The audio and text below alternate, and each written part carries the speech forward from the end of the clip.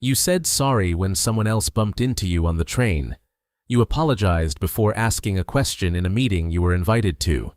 You typed the words, "sorry to bother you," into an email you were literally hired to send. And you have no idea why. You just know the word slips out before you can stop it. But the real answer is far stranger than habit.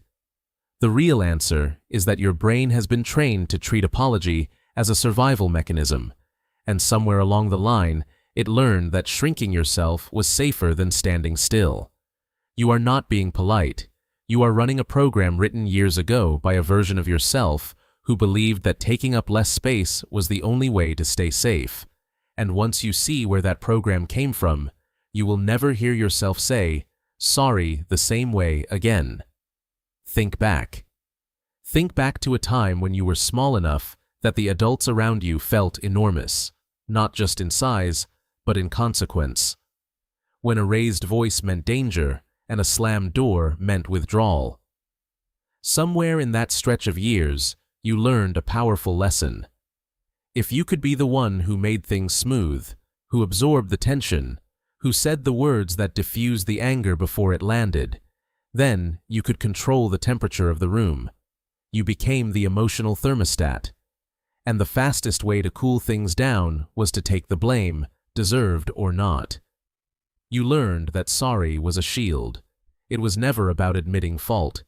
It was about preventing escalation. You were not confessing. You were negotiating.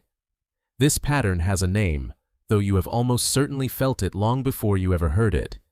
You walk into a space and immediately scan for emotional danger. You notice who seems irritated. You register the tension in someone's shoulders. You adjust your own volume, your own posture, your own needs, before anyone has asked you to. In trauma psychology, this is called the Fawn response. It sits alongside the better-known fight, flight, and freeze reactions that flood your body when you perceive a threat, but fawning works differently. Instead of running or fighting or shutting down, you try to appease. You try to become so agreeable, so helpful, so harmless, that the threat loses its reason to attack. Pete Walker, the therapist who brought the Fawn response into mainstream clinical understanding, described it as a survival strategy that turns into a personality.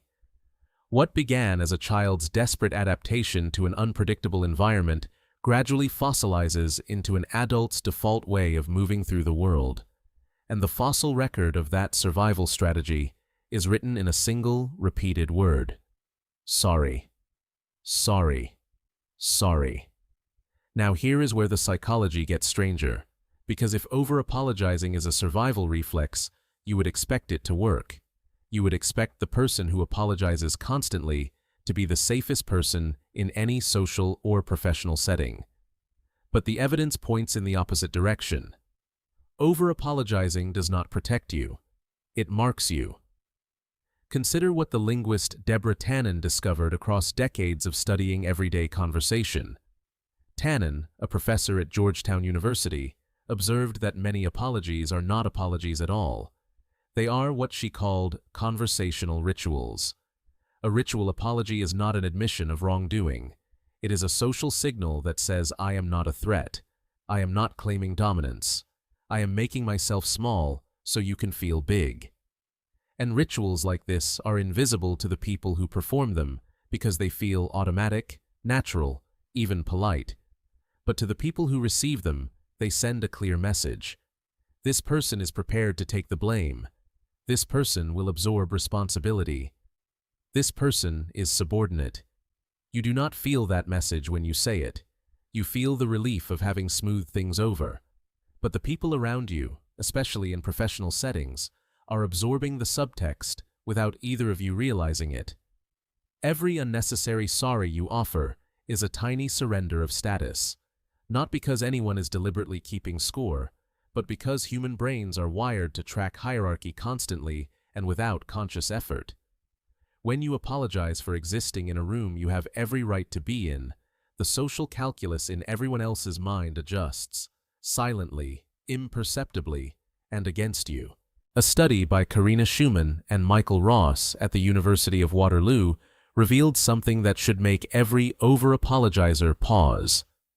Published in Psychological Science, the research found that men and women do not apologize at different rates because women do more offensive things. They apologize at different rates because they have different thresholds for what feels offense-worthy. The women in their studies perceived a wider range of behaviors as warranting an apology. They saw transgressions where men saw none.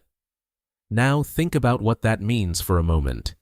If your internal alarm for offense is set too sensitively, you will apologize for things the other person has not even registered as a problem. You will walk away from the conversation carrying guilt for a crime no one else witnessed. You will have paid a penalty for a rule that only exists in your own head. This, right here, is the mechanism. Over-apologizing is not a personality quirk. It is a miscalibrated threat detection system. Your brain is registering social dangers that are not there and triggering a response designed for genuine harm. It is a smoke alarm that goes off every time you make toast. And the cost of that false alarm is not just emotional. It is professional. It is relational. It is cumulative. In the workplace, the effect of chronic over-apologizing is remarkably specific.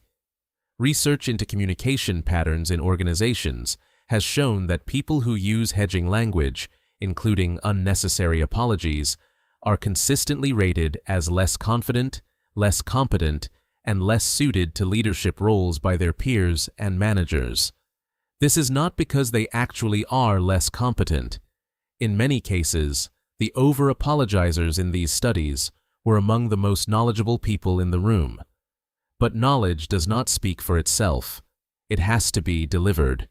And the packaging matters.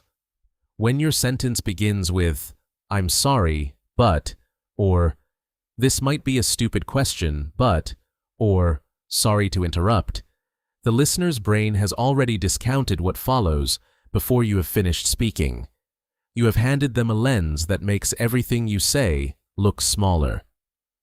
And yet, there is something deeply unfair at work here, because the reason you developed this reflex was not weakness, it was intelligence.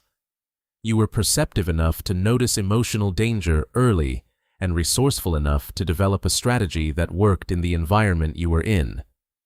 The child who apologizes to keep the peace in a volatile home is not weak. That child is strategic. The problem is not the strategy itself. The problem is that the strategy outlasted the environment it was built for. You are still carrying the emotional tools of a small person navigating big, unpredictable forces, even though you are now the big person, and the forces are far less dangerous than your nervous system believes. Your brain is fighting a war that ended years ago, and the word sorry is the flag it keeps waving. But there is a twist here that almost no one talks about.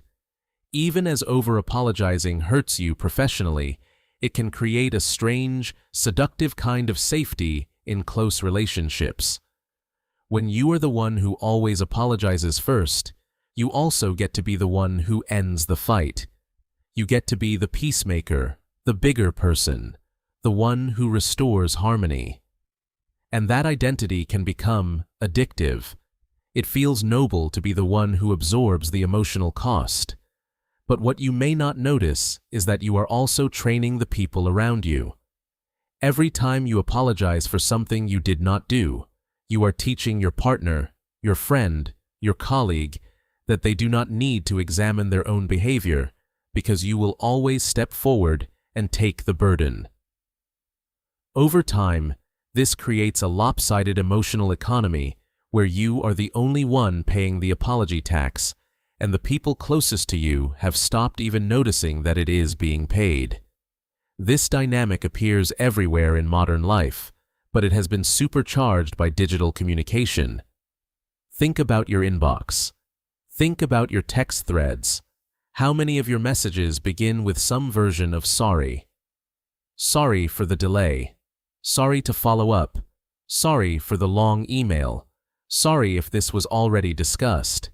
Each one of these is a small bow, a small gesture of deference that costs you nothing to type and costs you everything in accumulated perception.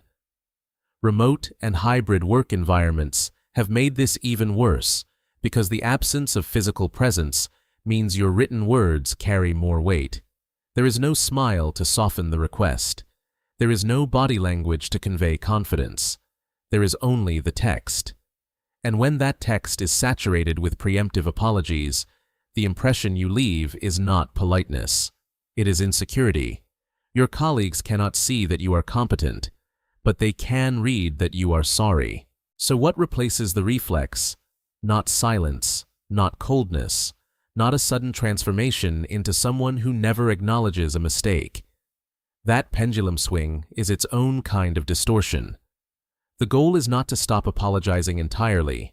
The goal is to apologize only when an apology is genuinely owed, and to replace the reflexive sorry with language that maintains connection without sacrificing standing. There is a technique that therapists and communication coaches increasingly recommend for people trying to break the over-apologizing pattern, and it is deceptively simple. Before you say sorry, pause for exactly 2 seconds and ask yourself a single question. Did I actually do something wrong? That is it. No complex framework, no memorized scripts, just a 2-second gap between the impulse and the word. Because the over-apologizing reflex operates faster than conscious thought. It fires before your rational brain can evaluate whether the situation actually requires remorse. Inserting 2 seconds of silence gives your prefrontal cortex enough time to catch up with your amygdala. And in that pause, you will often discover that the answer is no. No, you did not do anything wrong. You just expressed a need. You just asked a question. You just took up space you were entitled to. You just existed. When the answer is no, you replace sorry with something else.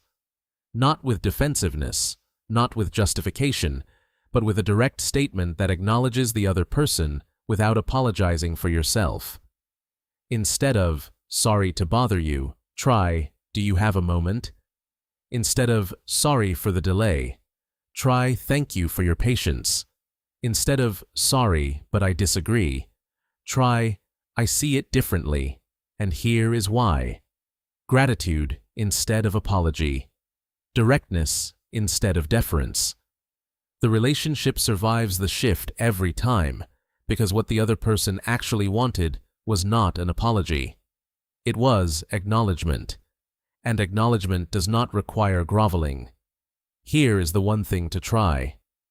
In your very next conversation, whenever you feel the word sorry rising in your throat, stop and ask yourself whether you are apologizing for something you did or apologizing for the simple fact of your presence in the interaction. If it is the second one, swallow the word. Say nothing in its place. Let the silence sit. Feel how uncomfortable it is. Sit with the discomfort for exactly 1 breath, and then say whatever you were going to say next, without the preamble, without the shield, without the bow. Notice what happens. Notice that the world does not end. Notice that the other person does not recoil. Notice that you are still standing, still heard, still safe. The program running in the back of your mind will scream that you are being rude, that you are being arrogant, that you are inviting danger. But the program is wrong. It was written for a different room, a different person, a different time. And you are not that person anymore. You said sorry when someone else bumped into you on the train. You apologized before asking a question in a meeting you were invited to. You typed the words, sorry to bother you, into an email you were literally hired to send. But now you know. The word was never about fault. It was about fear. And fear that old, that deep, that automatic, does not disappear just because you understand it. But understanding is where it starts. You felt the word rise. You paused. You chose something new. And for the first time in years, you let yourself be in the room without making yourself smaller. That is not rudeness. That is finally arriving.